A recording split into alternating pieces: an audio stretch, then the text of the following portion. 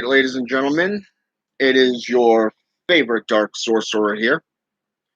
And today, I'd like to reply to an individual who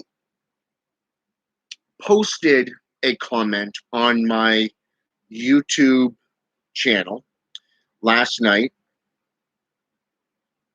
And I thought it was an interesting one because of the fact that most people should have some form of understanding about cleansings, openings, and banishings of the circles. So I thought, why not get in here? And I can work my phone here. Apparently that does not compute with me. So, anyways, all right. So I did a reply last night to a lady by the name of Haley Thompson. Okay. And it was based on a comment she made about 2 years ago, which I just now got to last night.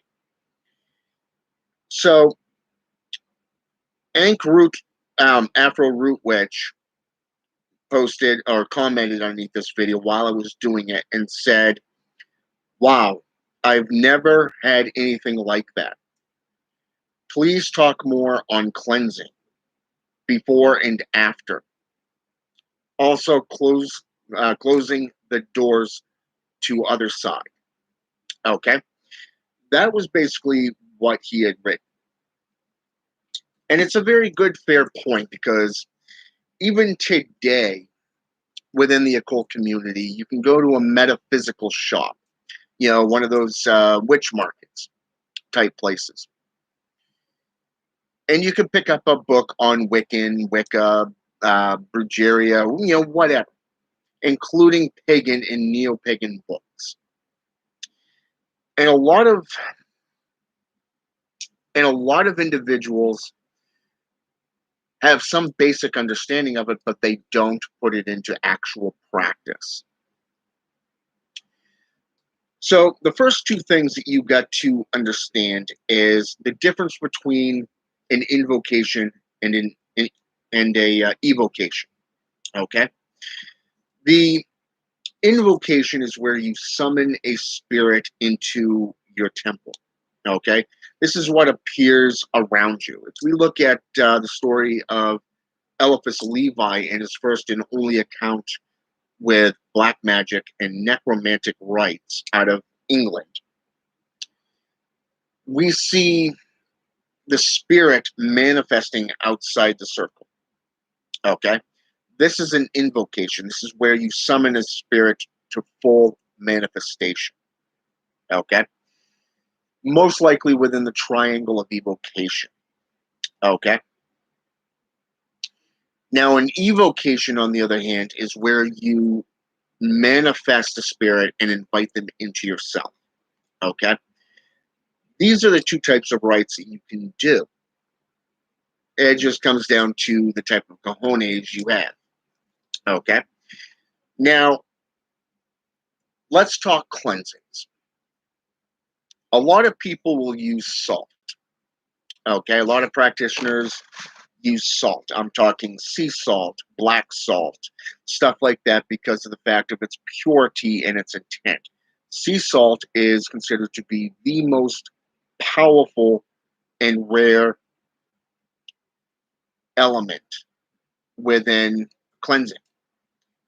It's not, I wouldn't say it's more rare, it's more of the fact that you can find it on the beach. Okay? You can find this on the beach. You can go to any store and pick it up. I'm talking grocery stores. I'm talking anyone that has, like, say, the natural living centers, wherever you can get your hands on sea salt. Okay? I believe there's even markets like azurgreen.net that actually carry it as well. Although they're more or less more occult supply type stuff. So, cleansings are very good. You can do this within a bath, a ritual bath. You can burn sage. A lot of times, white sage is used as a cleansing element. Okay? Water. is considered to be a purifying agent. It is something that heals you. Okay? Fire is purity. It is passion, desire. Okay? Rage, even. This is something that can be done through the elements as well. And then you have salt, which represents the earth. So you have the four elements, with the spirit being the practitioner. Okay? Or that of the spirit that you're summoning from the triangle of evocation. Now, cleansings are very, very important, because if you end up with an attachment upon yourself, okay, and I've known a few practitioners who have actually done this, okay, I happen to be guilty of that once or twice myself, because you don't do it correctly. Hey, Lord Hades Black Flame, what's going on, brother? Welcome to the channel. We're getting ready here in a little bit to take my boy to his dentist appointment, so just replying to a individual from last night's video. So when you enter into your sacred space, you really want to make sure that not only is your sacred space your ritual chamber, your inner sanctum, not just the outer sanctum, is purified. But you also want to make sure that you yourself are cleansed, that you are prepared for what you're about to do within that chamber. Okay? That's why cleansings are very important. Because once you open up a doorway, you will open up yourself to anything and just about everything in the spiritual nexus. Okay? So when you go to close that door, you want to make sure you do it correctly. Now, some of the books that I recommend to my own apprentices are that of Christopher Penziak, his Temple series. Okay? What's the name of that book? It's The Solitary Witch by Silver Ravenwolf. Okay? And then you have Raymond Buckland's Complete Book of Witchcraft. These are the three main books that I recommend to my apprentices. Okay? And the reason for that is because they give a great detailed description about opening and banishing the doorways. Okay? That means closing and opening. Not just blessing, consecrating, and banishing. Okay? But they give a detailed image as well, with the arrows following the pentagram. Okay? Both clockwise and counterclockwise. Now, anyone who follows the Wiccans or the Witch's Creed, the Witch's Pyramid, the Witch's Oath, you'll notice that it's a triangle. Okay? This goes along with the triangle of evocation. All right? Mastering Witchcraft by Paul Huzon. Definitely a good book. I recommend it for any witch or warlock. Okay? Now, what's interesting to note is when summoning a spirit, you go in fully robed. If you're doing a ritual compared to a ceremony, there's two different tactics. If you're doing a ritual, a solitary ritual, then you really don't need to go into ceremonial attributes. Okay? You can simply do a solitary rite, and it does the exact same thing. But either way, you want to do fasting. You want to do abstinence. Okay? You want to do prayers, prelude to prayers. You want to give offerings and sacrifices in the proper manner to whatever spirit that you're summoning and going to be dealing with. Okay? This is just a prelude up to this point. Long before you begin your summoning process. Now, during this time, I recommend, if you're dealing with, say, for an example, necromantic rites, I would recommend bones, blood, your blood, human blood, animal blood, whatever you can get your hands on. You could also do wine. You can do cakes. I know a lot of, in voodoo, Haitian voodoo, they do a lot of drinking and a lot of different offerings. But if you're getting to paganism, they do cakes and wine. Okay.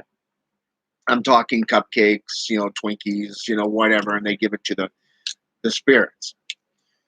During the Day of the Dead, they actually bring a basket of fruits and other items that they place on the tombstone of the spirits. This is to give them honoring, because during the time of the dead, they literally, the veil is so thin that they can actually cross back and forth, and it gives them nourishment and supplement. In Satanism, it is the exact same way. Okay? You consider, when you summon a demon or you consider summoning a spirit, they are using a lot. They're they're using a lot of their own energy. This is why giving the proper offering and sacrifice is a good thing, because it creates a bond and a link between you. More so, it brings to the table respect, trust, and honor, not just integrity between you and that spirit. They're expelling so much energy that you want to give back what they've expelled, coming across the dimensions and the different planes of existence to see you. Okay? You got to remember, they've been here, they've done that. Okay? So they've done the same procedures that we do. Okay? Most likely in a different, unorthodox perception. Okay? And methodology. But it's there. Okay? And once you've done everything, you've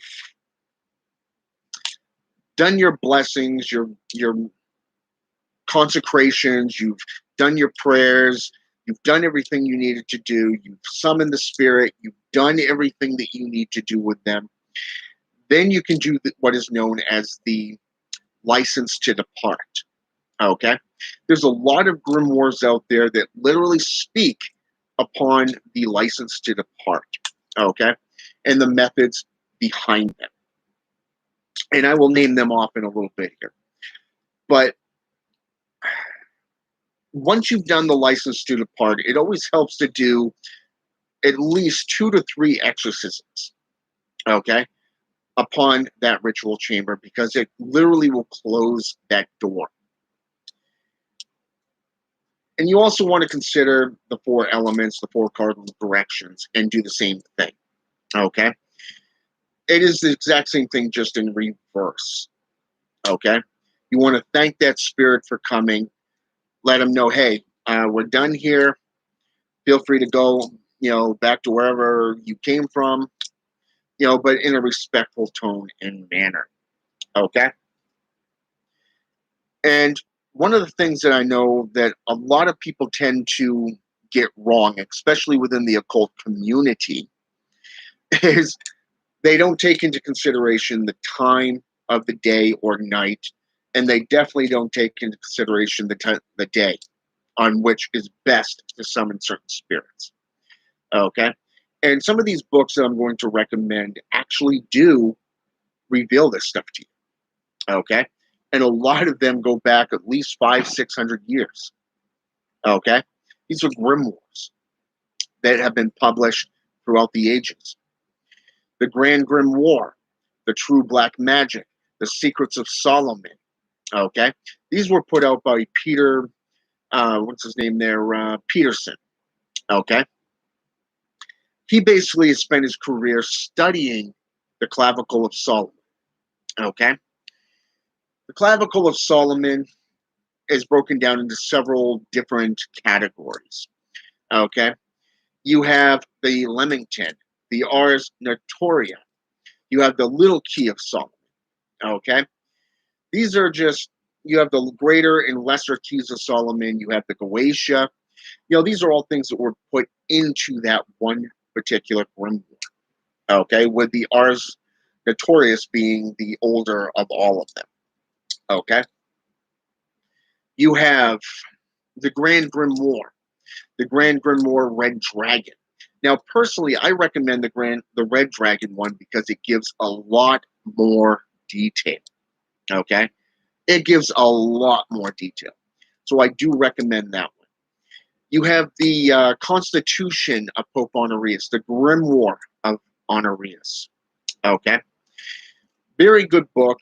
Does a lot of, in my opinion, he's based his off the Ars Notoria as well.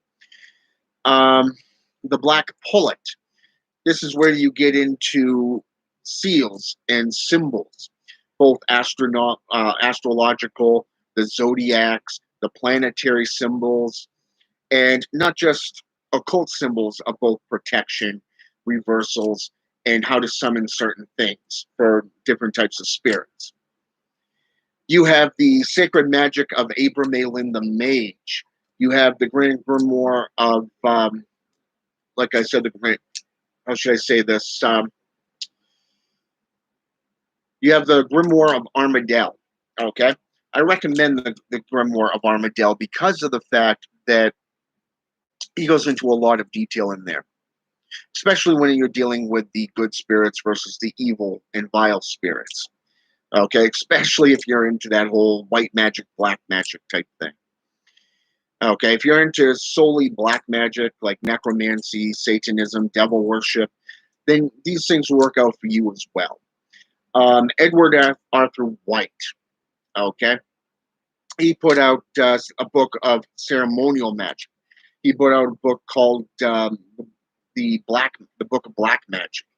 You got the Doctrine and High Witchcraft by Eliphas Levi. You've got Cornelius Agrippa, the 3 books of cult philosophy. This does everything in there, okay? Just in a whole different manner. And then you can go into, say, for an example,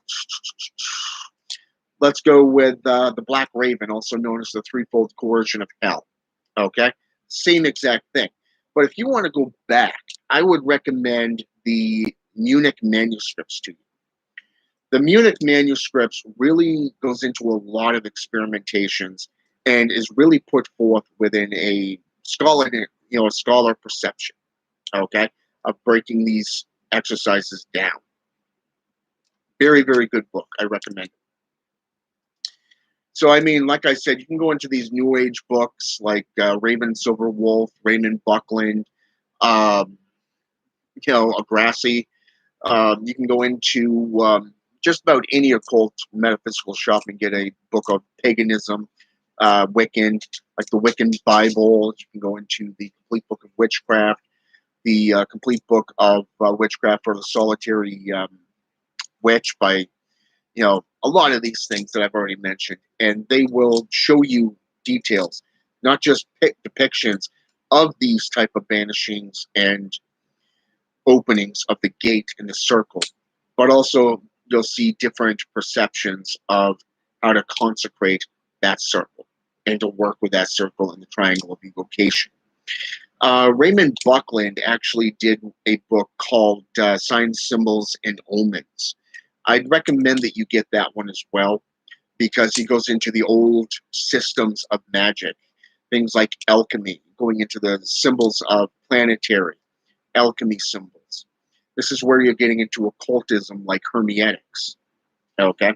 The Kabbalah, Middle Eastern type magics, and you can literally find the symbols and match them up. And he doesn't just go into the alchemy, he goes into things like Hinduism, Chinese, demonolatry, the Travelers, the Rosicrucians, Christianity, and most importantly, witchcraft symbols, okay?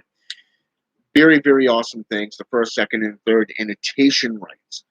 This is also a method that is employed within the same stature. The more you work with it, the more you move up in rank. And eventually you're going to find yourself a third degree practitioner. Okay? But this is something that is not done overnight. It is something that takes time, effort, and a lot of dedication and commitment on your part. Okay?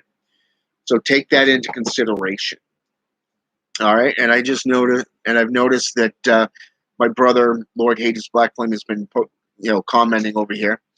So he says,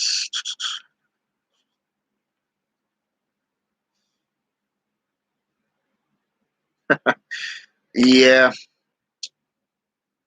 been there, done that. Just make sure to drink plenty of fluids, brother. That will offset a lot of that. Um, as our elder would say, bread with honey. The black fast type stuff. If you're doing that, the black fast is something that goes back as far as the 11th century. It is an extreme form of fasting. Now you'll notice that I said fasting as one of these things. If you're not used to fasting, I would recommend looking into other types of fastings. Within the Bible itself, the Christian Bible, they actually have what is known as the Daniel's fast. This is found in the book of Acts. Okay. And this one here allows you to eat things of the earth, like apples, fruits, vegetables, stuff like that. Your basic salad. Okay. No meats, no nothing. It is complete fasting and cleansing of the body. Okay. Think of it the same way within the black fast, but on a more extreme Catholic version. Okay. This is stuff that they don't do anymore. They don't have the gall to just shut off eating for a month. Okay. And only having things like bread and honey. Okay. As a form of nourishment with water. Okay. Although back then, I believe, if I'm not mistaken, they actually used wine instead of water, but it's there. So it's there. But yeah, fasting is a big part of doing ceremonial magic. Okay. And it does revolve around circles of evocation and invocation. It doesn't matter if you're Wiccan, pagan, neo pagan, satanic, necromancer, even shaman. Okay. It's there. Okay. Yeah, exactly. If you and Lord Hades Black Flame just posted, he says, even if people cannot afford to buy physical books, there is places like Scribd. You can go underneath Google and type in free PDF of a certain thing, like the Book of Soiga, or say, for an example, some of these more rare books.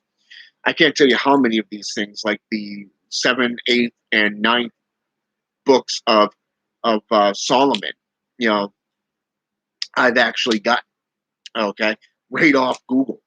I kid you not. And a lot of the PDFs you can get right from Scribd. I can't remember if I want to say it's an app that you can download. It's almost like a book thing. And it's like, last time I looked at that, it was, what was it, like $7 a month, I think. It may have gone up, so don't take my word for it. That it's been at least 10 years since the last time I actually used Scribd. That should tell you something. But Scribd has over 1,000 books just on occultism, ceremonial magics. You can get anything of white magic, black magic, witchcraft, you name it, right off there.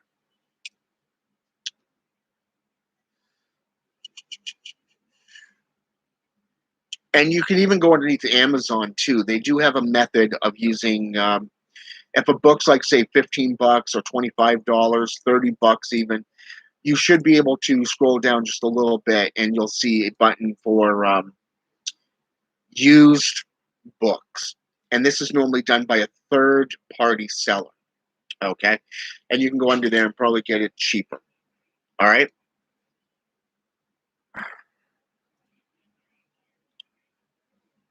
But alrighty.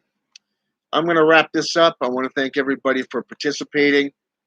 Have a good night or a good day, and until next time.